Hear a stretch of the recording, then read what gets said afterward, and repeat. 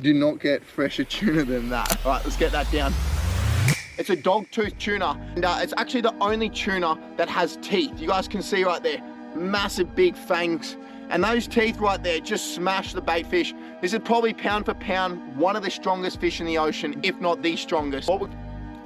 You do not get fresher tuna than that.